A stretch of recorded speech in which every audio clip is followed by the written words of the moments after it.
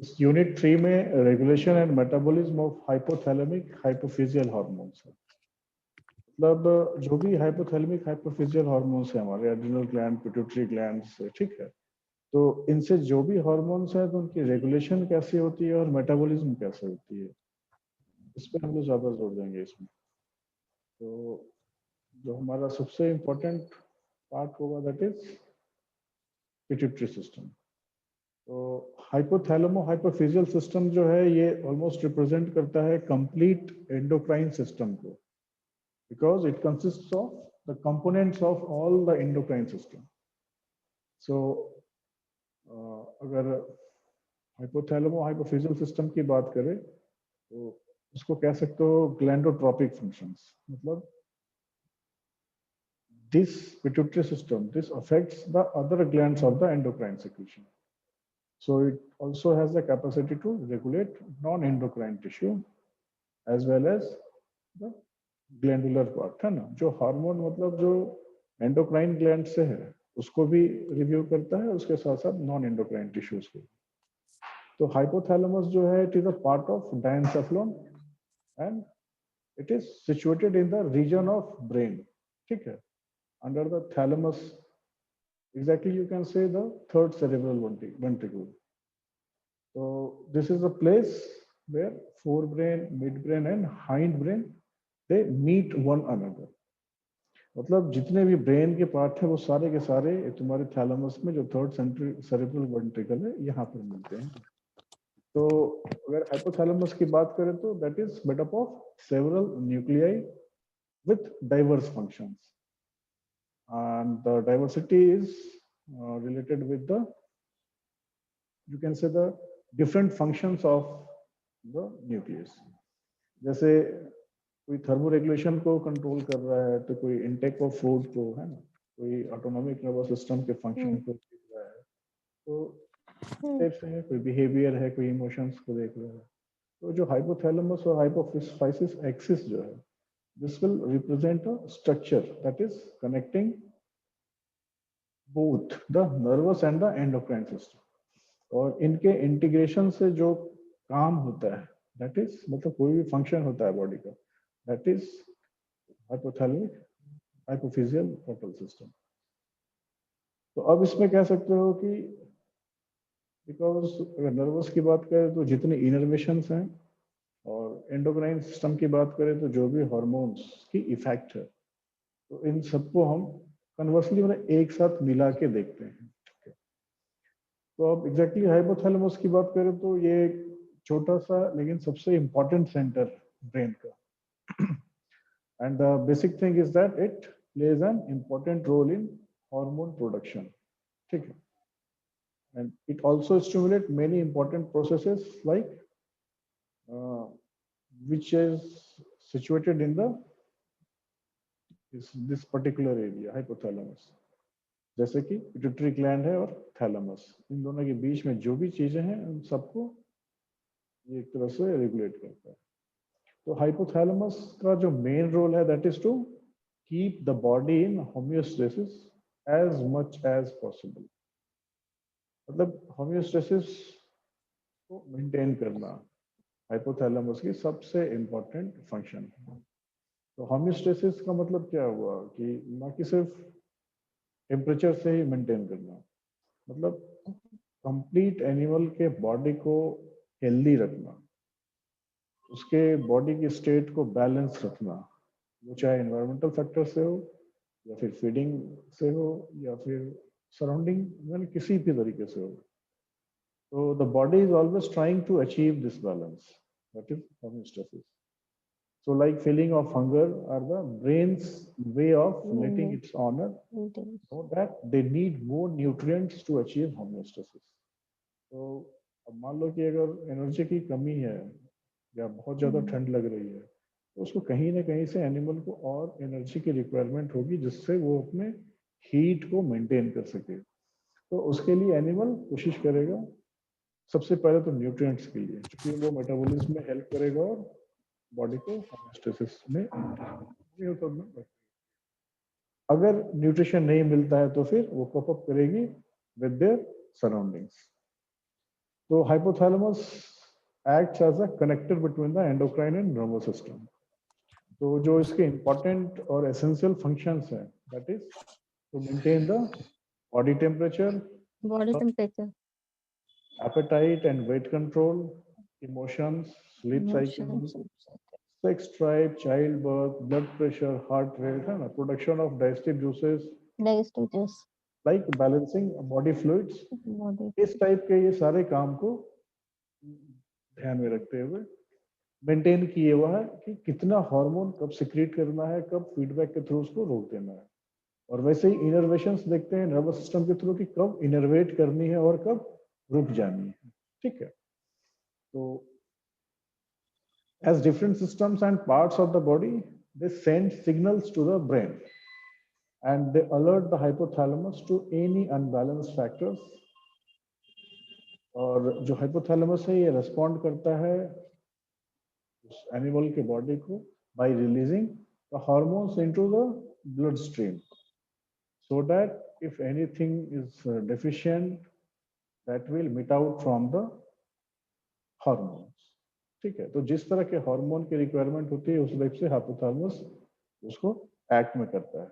तो वैसे ही पिट्यूटरी के मतलब किस पार्ट से जाना है, एंटीरियर पार्ट से या पोस्टीरियर पार्ट से, उसी हिसाब से वो मेंटेन किया हुआ है। तो आप इसमें समझ सकते हो कि एंटीरियर पार्ट और पोस्टीरियर पार्ट, चलो उसको आगे हम लोग देखते हैं। तो अब if the hypothalamus receives a signal that the internal temperature is too high, तो क्या होगा, एनिमल जो है वो हीट को माने एलिमिनेट करेगा। तो वो आइदर स्वेटिंग करेगा या पेंटिंग करेगा, मतलब जो भी उसकी थर्मल फंक्शन है एलिमिनेशन ऑफ हीट वो पूरी करेगा। So if it receives the signal that the temperature is too cold, the body will create its own heat by the shivering. Shivering के थ्रू मेटाबॉलिज्म में यहाँ कहीं नहीं है, लेकिन अपने आप में एक स्किन से और जो सुपरफिशियल पार्ट हो गया उससे हीट जनरेट करता है। अब अगर हम बात करें हार्मोन्स ऑफ द हाइपोथैलेमस, तो होमियोस्टेसिस मेंटेन करने के लिए हाइपोथैलेमस ही रेस्पॉन्सिबल है। ठीक है, और ये सारा कंट्रोल करता है बॉडी के हार्मोन्स को और एग्जैक्टली पिट्यूटरी ग्लैंड को, जो कि सारी चीजों के लिए रेस्पॉन्सिबल है। तो अब अगर हम टुगेदर बात करें हाइपोथैलेमस और पिट्यूटरी ग्लैंड कंट्रोल का, तो ये दोनों मिलकर हार्मोन्स ऑफ द बॉडी, ठीक है, different hormones of the body को प्रोड्यूस करता है, जिसको हम लोग एंडोक्राइन सिस्टम के नाम से भी जानते हैं। तो बेसिकली इस सिस्टम के अंदर अगर हम बात करें तो एड्रिनल कॉर्टेक्स, गोनेड्स, थायराइड, बहुत सारी चीजें। तो हाइपोथैलेमस जो है डायरेक्टली इन्फ्लुएंस करता है ग्रोथ हार्मोन को भी, because it commands the pituitary gland to either increase or decrease their presence in the body, जो कि एनिमल के एक फ्रूटफुल ग्रोथ के लिए और कंप्लीट डेवलपमेंट के लिए काफी रिक्वायर्ड।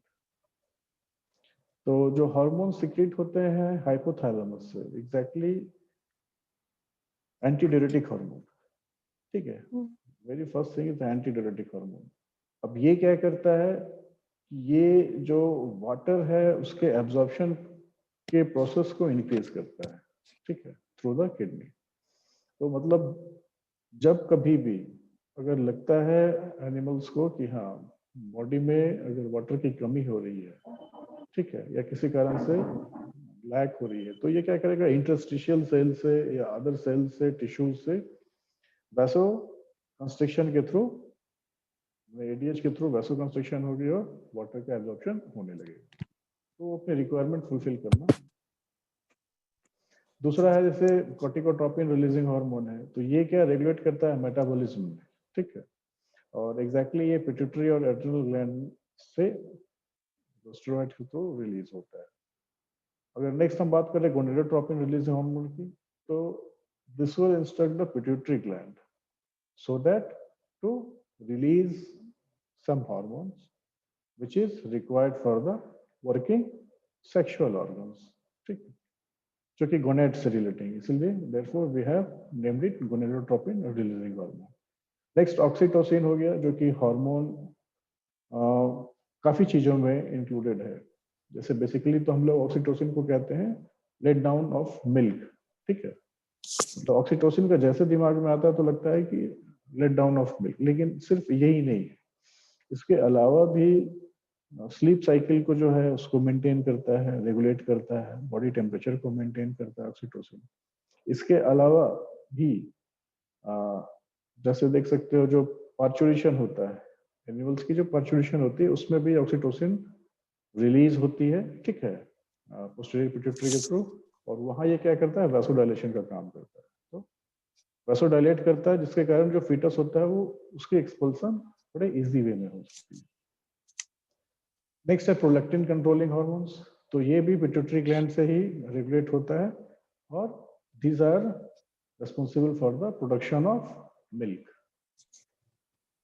फिर नेक्स्ट देखते हैं थायरोट्रोपिन रिलीजिंग हार्मोन है, जो कि डेफिनेटली थायराइड से है, और इसका जो है बेसिक वर्क है टू रेगुलेट और maintain the metabolism, energy level and developmental growth, ठीक है। मतलब किसी भी एनिमल के ग्रोथ, उसके डेवलपमेंट, उसके एनर्जी मीट, मतलब रिक्वायरमेंट ऑफ एनर्जी और कंप्लीट मेटाबॉलिज्म को थायरोट्रोपिन जो है सबसे ज्यादा उसके लिए रिस्पॉन्सिबल। अब जैसे दो तरह का है, एक होगी एंटीरियर पिट्यूटरी और एक होगी पोस्टीरियर पिट्यूटरी। तो पिट्यूटरी को जो दो पार्ट में हमने डिवाइड किया, तो anterior means adenohypophysis, rather posterior is neurohypophysis। तो जब हम एंटीरियर पिट्यूटरी की बात करते हैं, ठीक है, because basically we have two parts in the pituitary gland. It is named as anterior pituitary and the other one is posterior pituitary. So anterior pituitary is also known as adenohypophysis, and this will represent the ectodermal ligand of the primitive oral cavity. तो ये जो sales anterior pituitary में होते हैं that are under control of hypothalamus, और ये जो है they are actively participate in the synthesis and secretion of the hypophyseal hormones. Posterior pituitary की जब बात करें तो it is made up of axonal endings जो कि ओरिजिनेट होते हैं हाइपोथैलेमस के न्यूक्लियाई से, और इन्हीं के एक्सॉन से ये हार्मोन्स प्रोड्यूस करते हैं, ठीक है, और डायरेक्ट जो है न्यूरोहाइपोफाइसिस में ट्रांसपोर्ट होती है इनकी, और वेसिकल्स के थ्रू ये ब्लड स्ट्रीम से जाते हैं। तो हाइपोथैलेमिक रेगुलेशन ऑफ एडेनोहाइपोफाइसिस अगर हम बात करें तो effective regulation of the adenohypophyseal function, तो इसके लिए जो सबसे important that is the brain का जो तुम्हारा vascular system, that is also known as hypophyseal portal system. So for action of portal system, it is made up of two consecutive connected capillary networks. पहला जो है जिसको हम लोग primary भी कहते हैं, that is capillary plexus, जो कि anterior wing से निकलता है, और जो अनदर है जो कि पोर्टल सिस्टम से आता है, ठीक है, और ये जो है anterior pituitary को रिप्रेजेंट करता है। तो जो ब्लड वेसल है वो आपस में मिलता है हाइपोफिजियल पोर्टल सिस्टम में, ठीक है, और ये क्या करता है, ब्लड को कैरी करता है throughout the infundibulum to the adenohypophysis, और वहां जाके मतलब कैपिलरी प्लेक्सस में वहां ये वेसल्स जो है मर्ज हो जाता है। तो मतलब इस हाइपोथैलेमिक हार्मोन्स जो है इसको ऐसे समझ सकते हो कि they are directly into the adenohypophysis and they cannot dilute in the systemic circulation, ठीक है। मतलब जो एडेनोहाइपोफाइसिस की जो चीजें हैं which is controlled through the hypothalamic hormones, ये सिस्टमिक सर्कुलेशन से बिल्कुल अलग है, ठीक है। मतलब when and where it is required, they are responsible for sequestered and release of the certain hormones from the hypothalamus। अब देखो यहाँ दो तरह के टर्म्स आते हैं, पहला है लिब्रिन्स।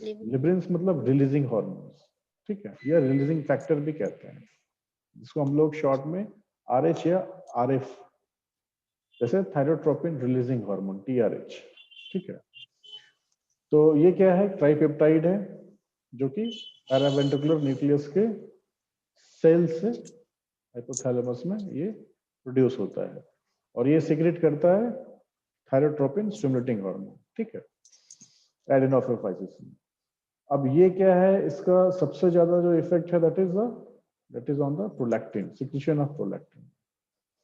अब इसके रेगुलेशन की बात करें तो ये इसके प्रोडक्शन में भी, प्रोलैक्टिन के प्रोडक्शन में भी हेल्प करता है और साथ साथ नेगेटिव फीडबैक के थ्रू, मतलब जो कंसंट्रेशन ऑफ थायराइड हार्मोन्स है अगर वो बताता है कि ये बढ़ गया तो इसका मतलब है कि इसके सिंथेसिस है रोक देंगे, तो ये फीडबैक मैकेनिज्म पे काम करता है।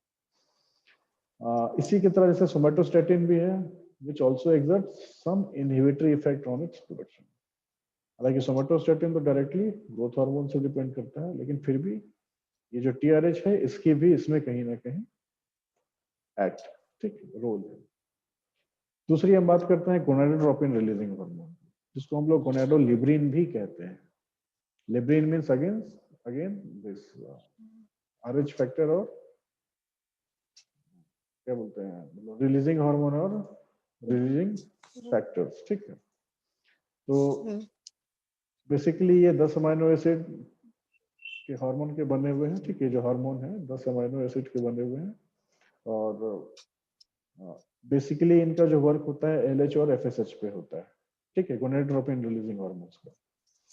और ऐसा कह सकते हो कि जो लेवल ऑफ जीएनआरएच है that is completely maintain when the secretion of LH decreases, ठीक है। तो ये क्या है, मतलब बिल्कुल एक दूसरे से इंटरलिंक है।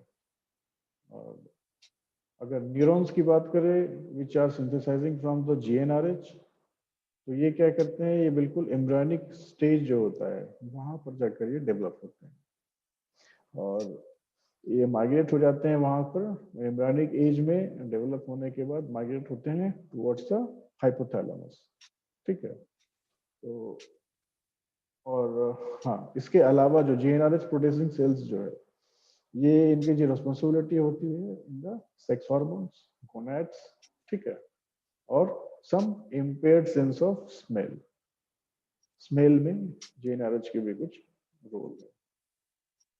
लाइकवाइज अगर कोर्टिकोट्रोपिन रिलीजिंग हार्मोन्स की बात करें तो ये भी एक प्रोटीन हार्मोन है, ठीक है, जो कि बना हुआ है, तो ये कोर्टिकोट्रोपिन रिलीज हार्मोन जो है ये भी एक प्रोटीन हार्मोन है जो 41 अमीनो एसिड से बना हुआ है और इसकी प्रोडक्शन जो होती है पैरावेंट्रिकुलर न्यूक्लियस में होती है, ठीक है। और इसकी जो रिस्पॉन्सिबिलिटी होती है वो ACTH, adenocorticotropic hormones, MSH, melanocyte stimulating hormone, beta endorphin, ऐसे जगह पे। तो अब अगर हम ग्रोथ हार्मोन की बात करें तो जो ग्रोथ हार्मोन रिलीजिंग हार्मोन जो है it is synthesised in the nucleus arcuatus, है ना, और ये रिप्रेजेंट करता है पेप्टाइड हार्मोन को, जो कि मतलब जिनकी जो 44 अमीनो एसिड्स की लेंथ है और इसका जो मेन फंक्शन है that is to stimulate the production of growth hormone, ठीक है, सोमेटोट्रोपिन की। और निगेटिव फीडबैक जब होता है तो ये इन्फ्लुएंस करता है IGF-1 insulin like growth factor, उसके सिंथेसिस को भी ये रेगुलेट करता है, ठीक, निगेटिव फीडबैक में। ऐसे पॉजिटिव फीडबैक में इसकी प्रोडक्शन ऑफ ग्रोथ हार्मोन पर। देखो दूसरा स्टैटिन्स हो गया, स्टैटिन्स हो गई मतलब इनहिबिटरी हार्मोन्स और इनहिबिटरी फैक्टर्स। तो जो स्टैटिन्स है ये डिक्रीज करती है प्रोडक्शन ऑफ हाइपोफिजियल हार्मोन्स को, ठीक है।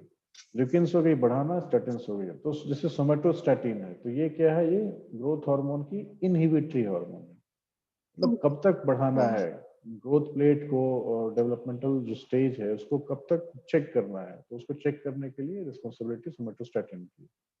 तो जो सोमेटोस्टैटिन हार्मोन है ये भी पैरावेंट्रिकुलर न्यूक्लियस में बनता है, ठीक है, और ये प्रीप्रो प्रोटीन है जिसके प्रिकर्सर जो है मतलब शॉर्टर होते हैं, ठीक है, और 14 ऐसे अमीनो एसिड इसमें काम करते हैं जो कि लंबे वाले है ना, लॉन्गर है। 28 अमीनो एसिड हार्मोन है जो कि थोड़े से छोटे हैं। बेसिकली दो हार्मोन अमीनो एसिड्स हैं, एक लॉन्गर है एक शॉर्टर। तो जो शॉर्टर हो गए वो हो गए 14 अमाइनो एसिड्स और लॉन्गर वाले हो गए 20। तो अब इसके बारे में खास ये है कि this somatostatin also participate in the inhibition of TSH secretion, ठीक है। मतलब थायरोट्रोपिन स्टिमुलेटिंग हार्मोन में सोमेटोस्टेटिन का भी रोल है, क्योंकि इसका काम क्या है, ग्रोथ को चेक करना, ठीक है। तो जैसे वो चेक करेगा तो जो थायरोट्रोपिन स्टिमुलेटिंग हार्मोन है, मतलब मेटाबॉलिज्म और इनसे रिगार्डिंग, ये फिर अपने फुल फ्ले में आ जाएंगे, ठीक है। नेक्स्ट है प्रोलैक्टिन इनहिबिटरी हार्मोन, जिसको हम लोग डोपामिन के नाम से भी जानते हैं, ठीक है, पीआईएच। तो ये सिंथेसाइज होता है again growth hormone, releasing hormone, ठीक है। अब ये भी न्यूक्लियस अर्क्वाटस से भी ही होता है, ठीक है, और ये इनहिबिट करता है किसके, प्रोलैक्टिन को और the production of thyroid stimulating hormone. Apart from an inhibition effect of this GRH, okay, it is believed that the secretion of prolactin is suppressed by another neuropeptide that is called as GAP, that is gonadotropin releasing hormone associated peptide, ठीक है। तो ये जो neuropeptide तुम्हारा gap है, ये suppress करता है प्रोलैक्टिन, ठीक है। तो almost this is the things